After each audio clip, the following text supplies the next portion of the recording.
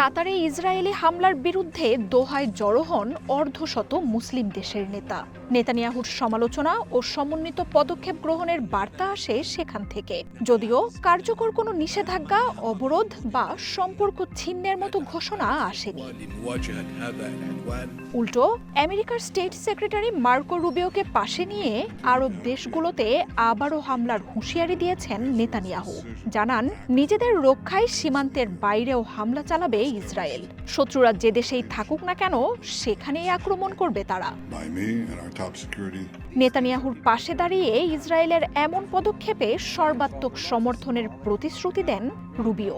জানান, হামাসকে ধ্বংসে ইসরায়েলকে অব্যাহত সমর্থন দেবে ট্রাম্প প্রশাসন।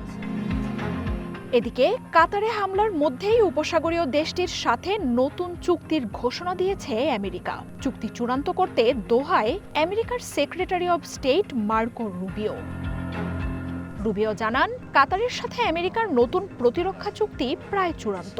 যদিও গত সপ্তাহে কাতারে ইসরায়েলের হামলায় এখন পর্যন্ত নেতানিয়াহুর বিরুদ্ধে কোনো সমালোচনাই করেনি ট্রাম্পের প্রশাসন। কাতারে আমেরিকার ঘাঁটি ও নিরাপত্তা চুক্তি থাকলেও তাতে ইসরায়েলের হামলা ঠেকাতে কোনো ব্যবস্থাই নেয়নি ট্রাম্পের বাহিনী। উল্টো ট্রাম্পকে জানিয়েই দোহায় মিসাইল ছোড়েন নেতানিয়াহু।